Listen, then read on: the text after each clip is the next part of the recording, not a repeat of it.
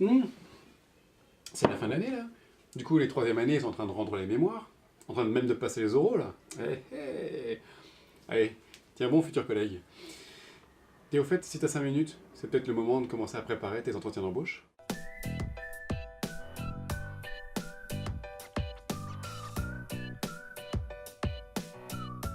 Alors, les entretiens d'embauche. En fait, dans cette vidéo, on va essayer de répartir un petit peu, de se splitter pour que ce soit plus cohérent. On va parler évidemment CV, lettre de motivation. On va parler de l'entretien d'embauche en lui-même, ce qui peut s'y passer à ce moment-là, le fond, la forme. Et puis, on va parler forcément du portfolio, évidemment. Le CV, la lettre de motivation, c'est toujours des choses qui font un peu flipper. On ne sait pas quoi mettre dessus, surtout pour ceux qui sortent tout juste du bac et en fait qui ont intégré l'IFSI directement après. Tu as l'impression que ton CV il est tout blanc. Eh ben non, ton CV il n'est pas tout blanc. Déjà, tu as eu des stages.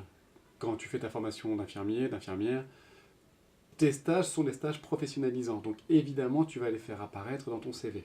Qu'est-ce que tu peux encore rajouter à tout ça? Qu'est-ce que tu peux faire pour étoffer un petit peu ton CV? Tout ce que tu as pu faire, si tu as fait la prépa avant, mets ta prépa, avec notamment les stages qui y étaient associés, si tu as fait d'autres stages, si tu as fait des stages d'observation auprès d'un personnel soignant, peu importe qu'ils soient infirmiers ou pas, n'hésite pas à le mettre.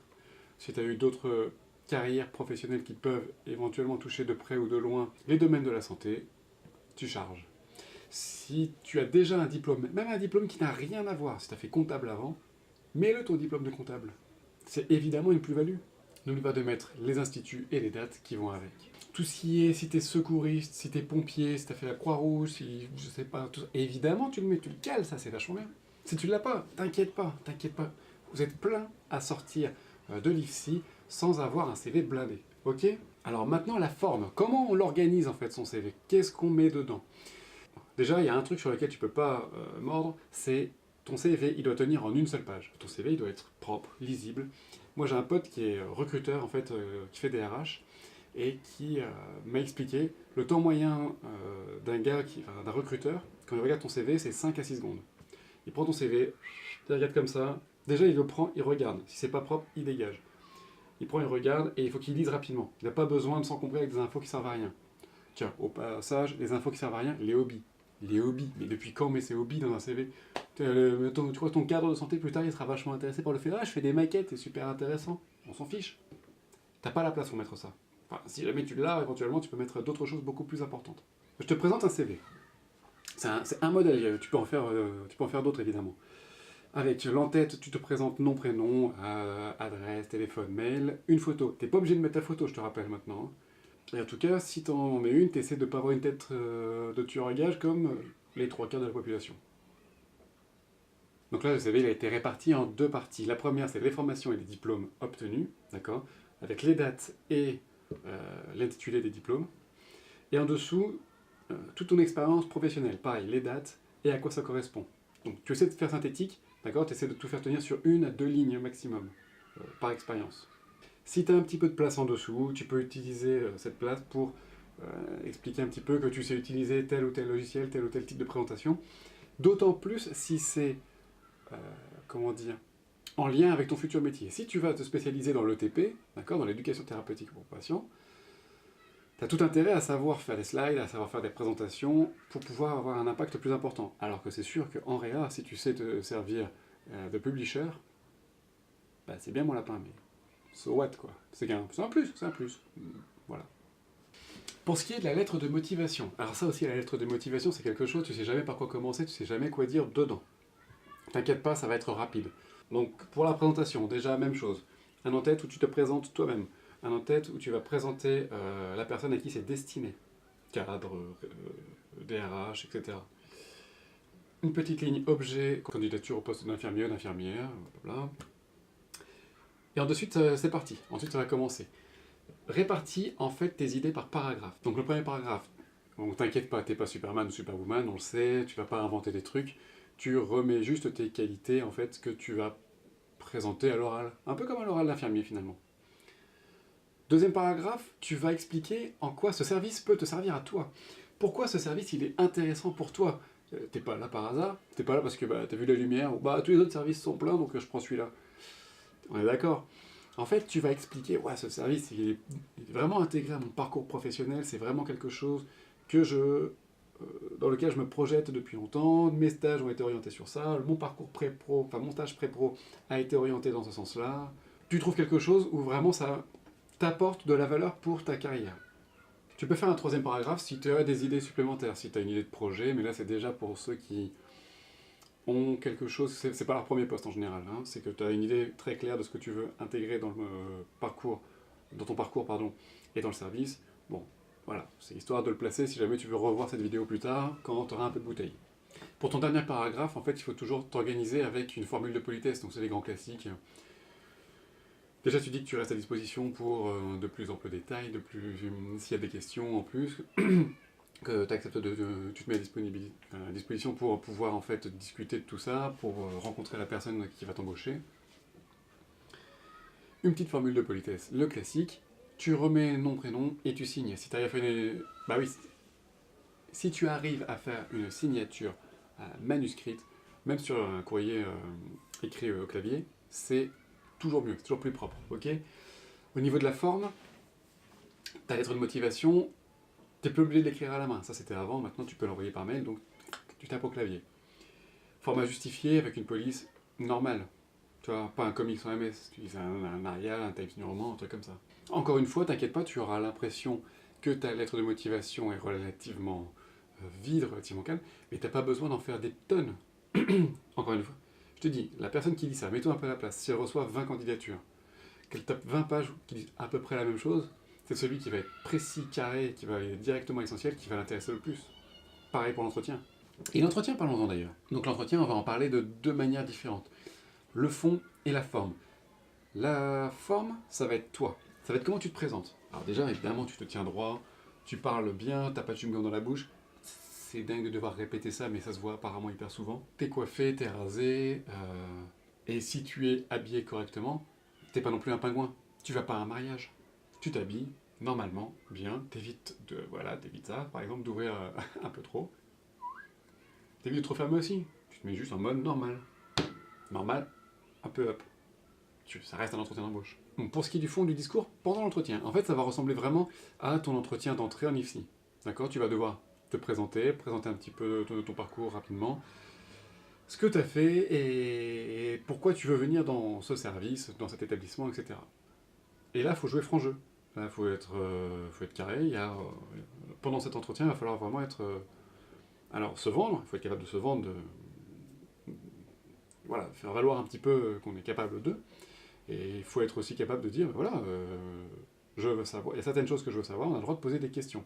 T'inquiète, on y revient après. Pendant cet entretien, on peut te poser des petites questions. Alors des petites questions sur le contenu un peu de ta formation, sur tes stages, notamment si tu as un stage qui s'est pas bien passé, ben on va très certainement te poser des questions dessus, mais si tu es clair, si tu es au clair avec ça, et que le reste est bien passé, t'inquiète pas, il n'y a pas de raison qu'on te plombe pour ça. Moi j'ai eu un stage vraiment pourri, une appréciation vraiment pourrave sur un stage.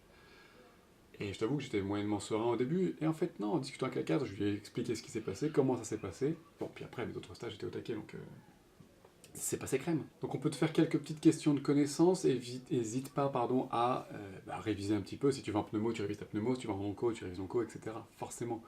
Un peu la pharmaco. En fait, comme si tu allais dans un stage. Tu te prépares ton entretien d'embauche comme si tu allais dans un stage pendant que tu étais étudiant.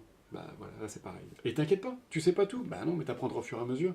Chaque service a sa spécificité, a sa spécialité. On peut te faire aussi des mises en situation, voilà, tel patient, il se passe ça, qu'est-ce que vous faites? Bon, on peut te faire des calculs de dose, il paraît. Très honnêtement, j'ai aucun de mes collègues qui en a jamais fait, mais bon, pareil que ça existe. Pareil, tu paniques pas, ça va bien se passer. Et au pire, t'as toujours des vidéos de révision, pas loin de la chaîne. Et puis des fois, tout simplement, tu peux juste discuter avec la cadre ou la personne des ressources humaines, et pas avoir de questions. Ils vont pas aller te chercher plus que ça, voilà, c'est bon, pour eux, tu fais l'affaire. Donc, te dis pas que c'est cramé, te dis pas quoi que ce soit. Hein. Peut-être que ça suffit, ce que tu leur as apporté comme élément, ça leur suffit pour les convaincre. D'accord? Après, quand tu fais ta présentation, évite de faire un truc trop par cœur. Tu vois, évite de faire un truc genre...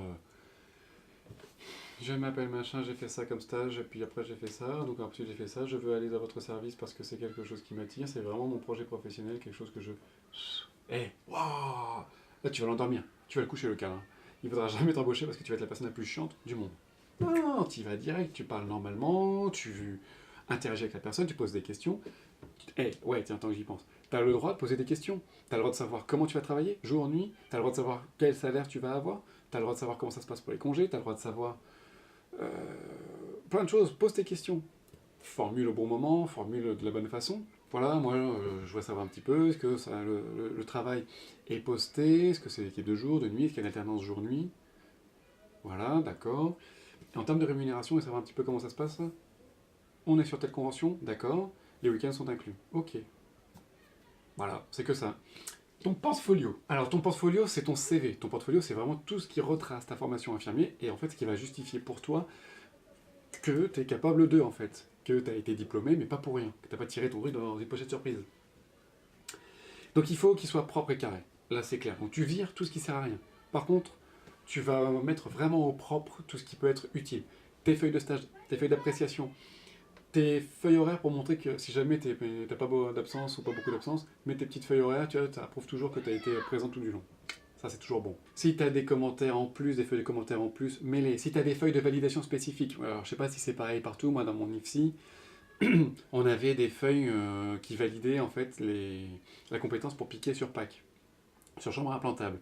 Il fallait être vu par 3 infs différents qui validaient séparément la compétence, et après ça te donnait une certification.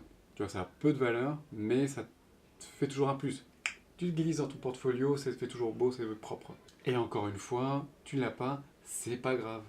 Pareil, n'hésite pas pour tes feuilles de compétences validées, tout ça, à faire des photocopies. Parce que régulièrement, ils peuvent te prendre ces feuilles de compétences pour leur faire un petit dossier de candidature, etc. Toi, tes originaux, tu les gardes toujours avec toi. Toujours avec toi, au propre, nickel. Quitte à changer, si tu as un classeur, quitte à changer de classeur pour en remettre un tout neuf, pour refaire un truc nickel. Il faut vraiment que ce soit beau, parce qu'en fait, ça va être le reflet de ton travail, de la qualité de ce que tu fais. Si tu es quelqu'un de bordélique, si tu es quelqu'un de dégueulasse, ça va se voir là-dessus aussi. On n'embauche pas quelqu'un comme ça. Enfin, on l'embauche, mais en tout cas, il ne le montre pas à ce moment-là.